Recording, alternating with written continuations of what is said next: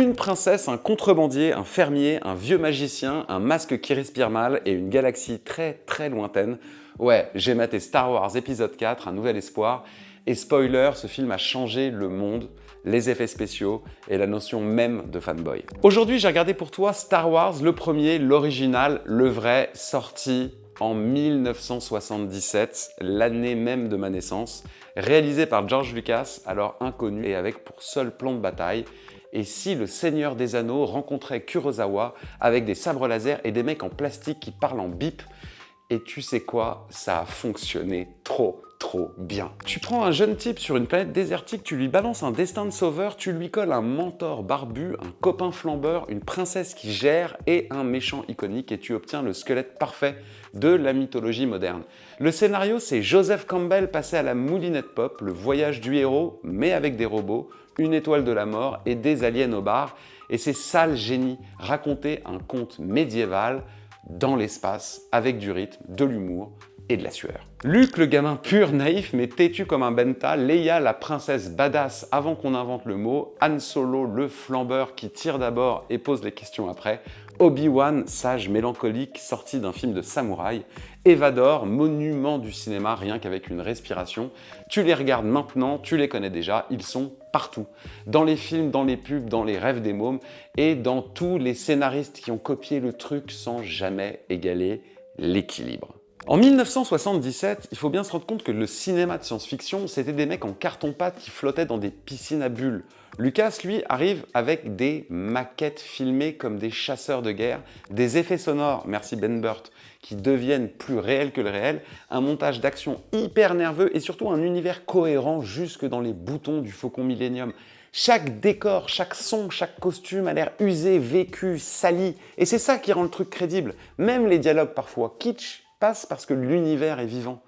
Tu regardes pas une fiction, tu visites un mythe. Et John Williams, mon Dieu, le mec te colle la plus grande BO du cinéma à base de cuivre, de violon, de thèmes que tu reconnais dès la première note. Et il t'annonce dès le générique, c'est pas un film, c'est une épopée.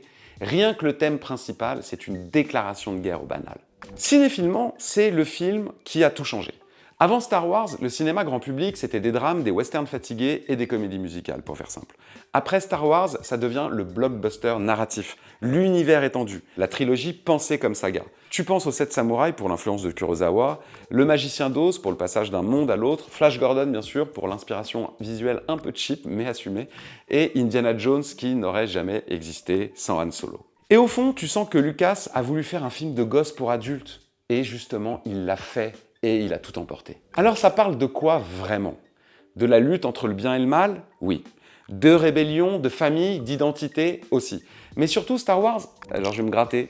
Stop! Il y a le grattage! Tu as gratté. J'y ai gratté!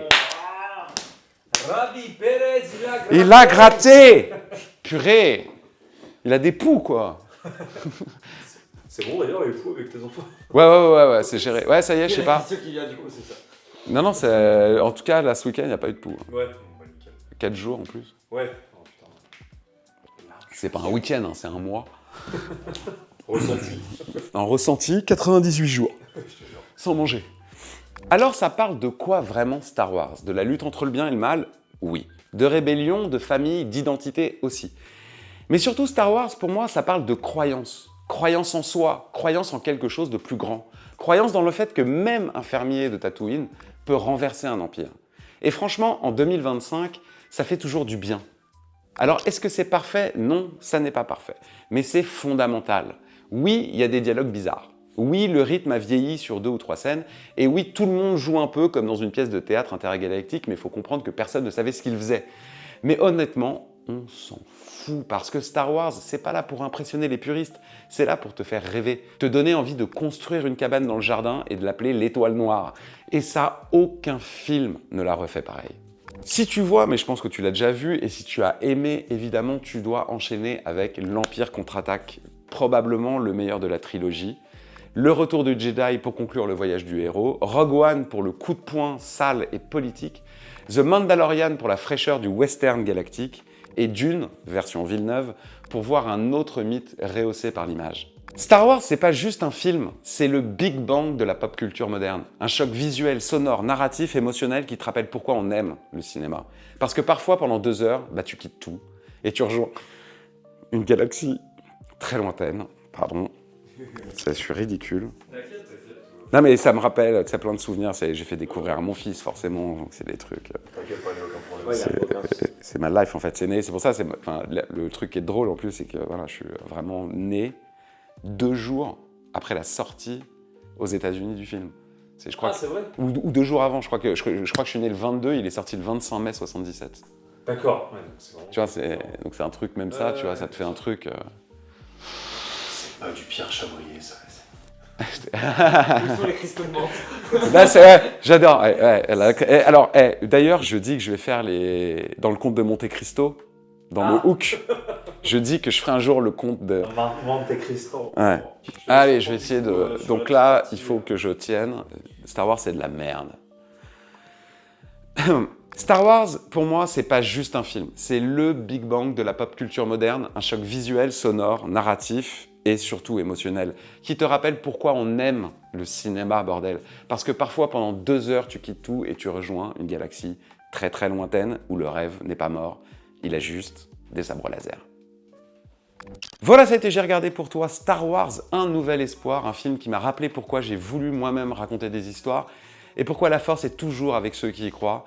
Si t'as aimé cette chronique, like, abonne-toi, à très vite et d'ici là, n'oublie jamais, fais-le ou ne le fais pas, il n'y a pas d'essai.